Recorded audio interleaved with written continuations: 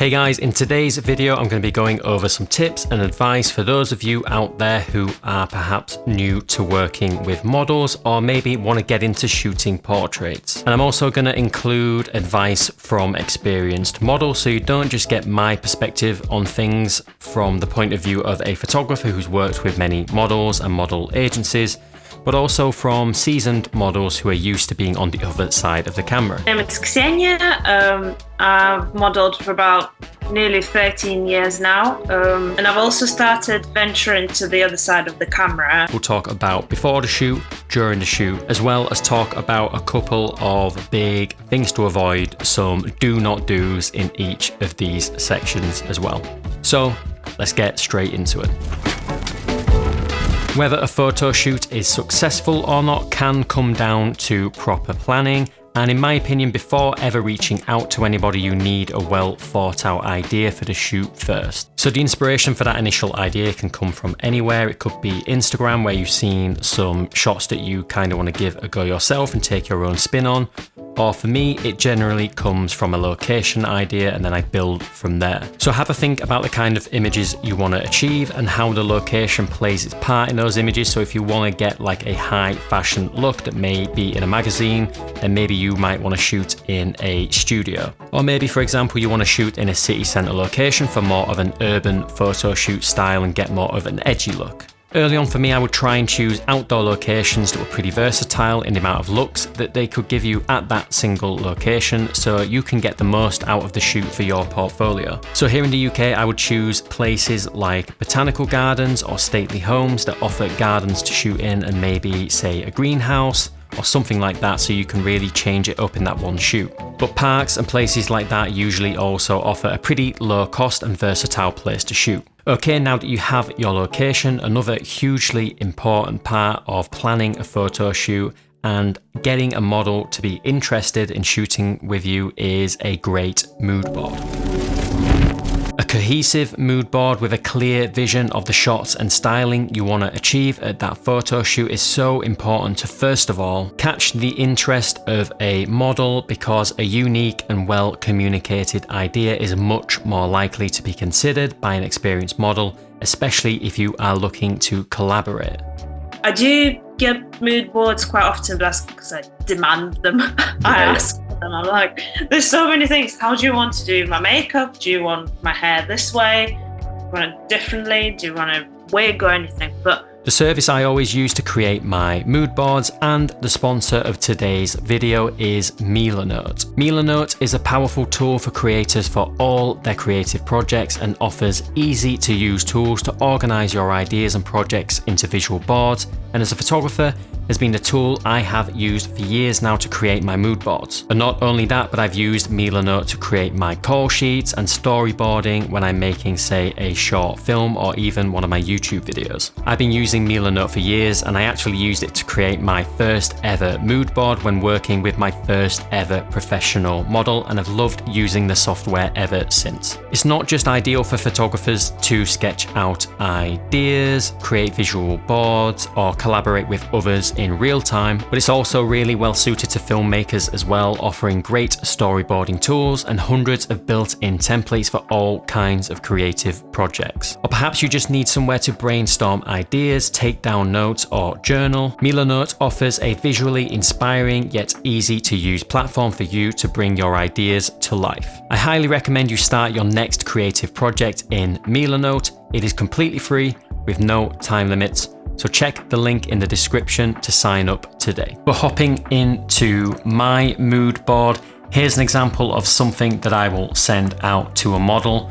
And in general, what you're looking for is a cohesive set of images. Make sure they're all in a similar style. Don't have any shots that completely don't make sense along the others. When building my mood board, I really like to use Milanote's web clipper tool, which is basically a browser extension. And you can go to sites like Instagram, so I'm on my own. If you want to find an image that fits in your mood board, let's say like this one, for example, you can click on it and built right into the browser. You can just click to save it to your mood board.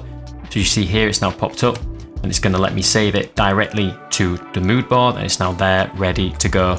And it just really saves having to screenshot or save images to your computer and then upload them to Milanote. And I'm personally a really visual person.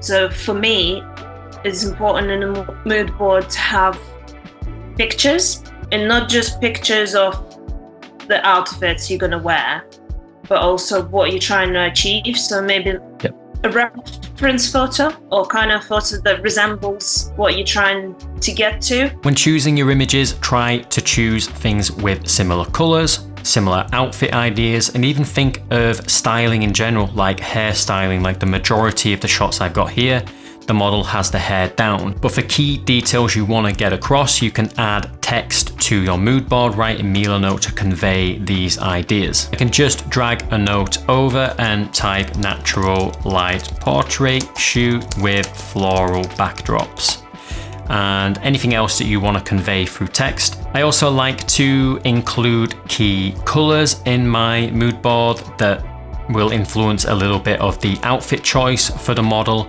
So I want something complementary. I'm shooting outdoors with a lot of greenery, so I've suggested maybe blue in the outfits, and that also comes across in some of my images that I've chosen for the mood board too. Mila Notes also has really great collaborative tools. So if you are at the stage where you are actually working with a model now, you can just come up to share at the top of the screen, put the model's email address in, and then they can edit the mood board alongside you. So it's really good when you're working with a team of people and maybe the model wants to make some changes or share some ideas with you. We're just at the planning stages, and we're going to be messaging this board to a model. And Mila Note has great export options. You can export as anything from a PDF file to a Word document even, but I tend to export as a PNG image file that I can attach to, say, Instagram, or just upload to somewhere like Dropbox.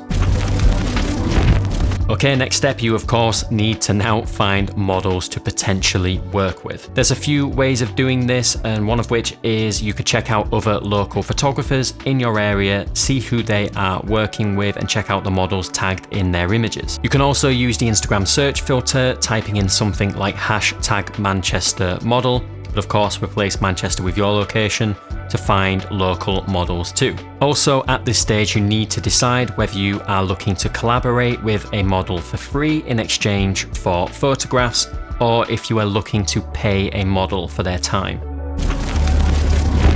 Alright, so once you have a shoot confirmed, it is definitely worth putting together a call sheet, which is basically an overview of all the information that anybody involved with the shoot needs to know before the day of the shoot. Let's jump into Mila Notes and do a quick breakdown of all the information that you should probably include on your call sheet, and we'll take a look at one that I've put together. So here's my call sheet, and I break it into 4 sections. I've got like a synopsis of the project, a bit about the location, a bit about the crew and the talent on the day, and then finally the schedule of the shoot. So under the project, I just talk a little bit about the type of shoot that it will be, and I put my contact information there as the key contact for the shoot. Section 2 is for location. I add a couple of photos of the location along with the full address. Section 3 is for talent and crew. So if it is just you and the model, then this is the place where you put your contact details. So if there's any issues on the day or before, the model has your email address and your phone number and can get in touch with you. The final section is for schedule, so that's just for the timing of the shoot, so let people know when to arrive and when you are gonna wrap.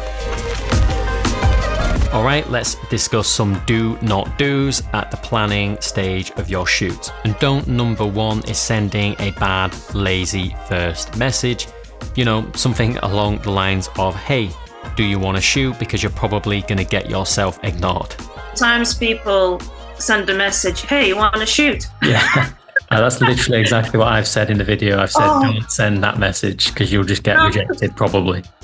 And I'm thinking, well, now I definitely don't want to shoot because what is it?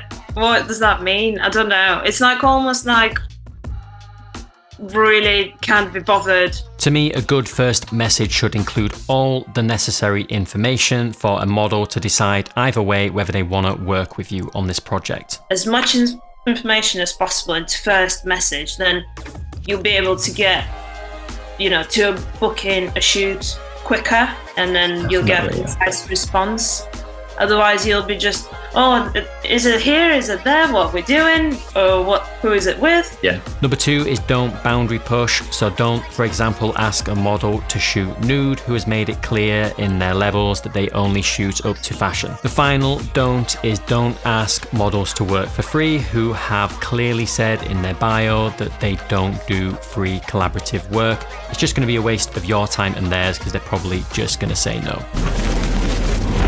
Alright, now that we are at the shoot, one of the key things that can really help a photo shoot go well is effective communication. A photo shoot is a collaborative endeavour, and the biggest piece of advice I can give you in terms of communicating at a photo shoot is to give regular positive feedback. I do this a lot at my photo shoots, just a little bit of verbal feedback to let the model know that the shoot's going well. Just anything as simple as, these shots are looking awesome, I love that pose, or this location is great, or the lighting is great. Anything on a positive note that just will help the model feel a little bit more comfortable and that you're happy with how things are going. Yeah, this looks awesome. Yeah, that's cool. Yeah, I think that's the one.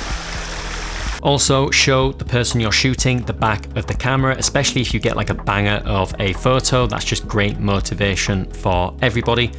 Oh wow, that's cool. Oh, I liked the second. That's cool. These are amazing, really with cool. these wide boots as well. Yeah, yeah. Loving these. Yeah, that's cool. That's cool. Yeah, I love that. Do you want to see it? Oh yeah, sure. Looks nice with the light Cute. catching your hair. Oh, cute. I love them, yeah. We just do a couple more portraits and then... With back of the camera and, complimenting on the pose and kind of saying, oh, this pose works really well. Keep it there and just small movements, it's a good thing to practice that, definitely. Because if you are confident and you share in your pictures, then it makes model feel competent. Another tip is let the model know what is in the frame. So if it's just like a head and shoulders shot, you can let the model know she doesn't have to worry too much about her arms. I've been guilty of doing this in the past where I'm shooting a mid-length shot and I haven't told the model I moved on from the head and shoulders shot, and she's not really thinking about what she's doing with her arms. So definitely communicate what's in the frame, because a model will use that to when they think of their posing. Shooting knee up. Just one looking off that way, and I'll get a bit closer. Another tip is around time management, because it's really easy to get carried away. So I would say keep an eye on the time and make sure you give yourself enough time to capture all of the looks that you wanted at the shoot. I generally try to get a set of wide shots, mid-length shots and head and shoulder shots at a place, at a location, and then move on. This means you get the most out of the shoot and don't accidentally spend an hour at one little place at that location and then suddenly not have time to make the most out of the rest of the location. Alright, on to some don'ts at the photo shoot, and this is a big one. Don't number 1 is do not touch the model. Remain professional at all times. Models are not objects, they're still people. So, it's watching things like personal space. Things like not touching the hair without asking. If something like that occurs, you can just say, oh, there is a hair sticking out. Do you mind looking in the mirror and just picking it out? If maybe their hair needs adjusting or you want to adjust the posing a little bit, then communicate that verbally. Or if you have a more complicated idea in mind that's kind of hard to get across verbally, then bring example photographs that you can show to the model. Don't number 2 is don't ask for random things that weren't pre-communicated once you get to the photo shoot. So don't, for example, say, hey, we're going to completely change the shoot location, or I want you to wear this completely different outfit. Always stick to what was pre-communicated and don't boundary push on shoot either. Yeah, level pushing is horrible, really, because especially if you want to one with photographer, and for some new models, I reckon it's quite hard, to wrap it up. Don't number 3 is do not ask the model to do anything unsafe, whether that's get a shot crossing a busy road, shooting on train tracks or from a high place, or even something as simple as staring towards the sun.